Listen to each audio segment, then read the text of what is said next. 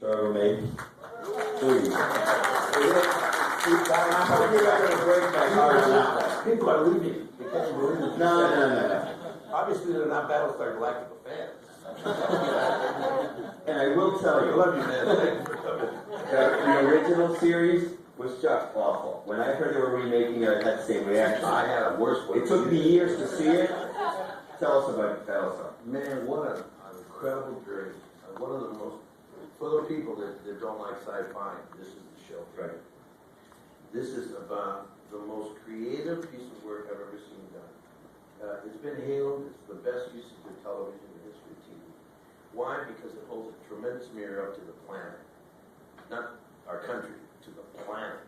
Because it deals with, 49,000 people left, all humanity. And we're trying to find a place to live while our technology that we created is trying to kill us. That's the simple plot line. Okay, from then on out, watch out. Because what we did is, when I walked into the first meeting with Ron, he had done a brilliant job of writing. And I read it, because I didn't want to read it, but we read it. I said, wow, this thing is incredible. And so I met with him and I said, if we can go into Blade Runner's world, the kind of integrity, building character that we did in Blade Runner, which nobody had done, nobody walked into that world. That door was left open, but nobody walked in. They did one Blade Runner and that was it. And here we are in 2001,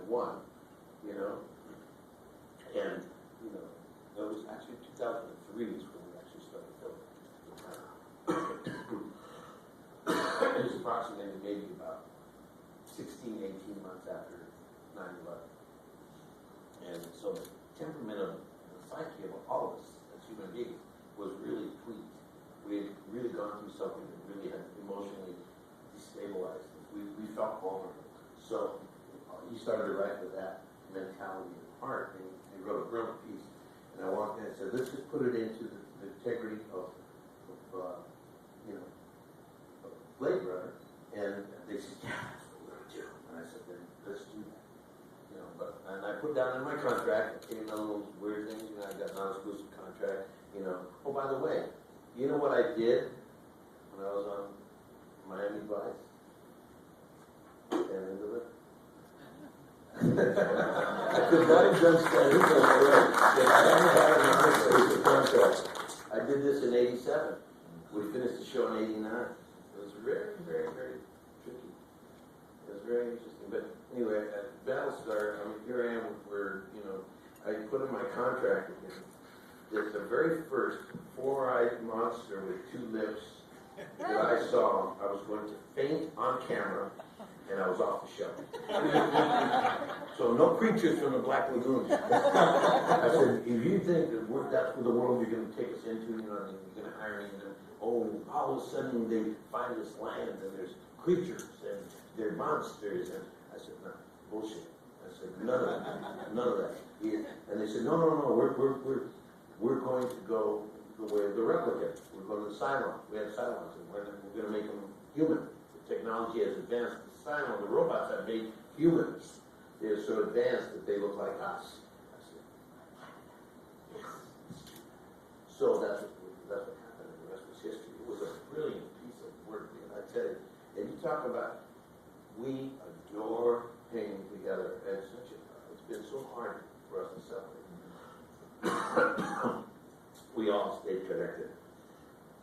James Callis is coming to town. He wrote a little letter. He says, okay, guys, the Callises are on their way. His wife and his 3 kids, I've never been to LA, are coming to town, and all of them, and he wrote to everybody, and all the time, everybody, crew, cast. Well, you got your voice back. If you don't like science fiction, you've got to watch it. My wife hates science fiction. She humored me and watched the first episode. 33. Can you imagine watching 33? From then on, okay, we couldn't go out to dinner, okay?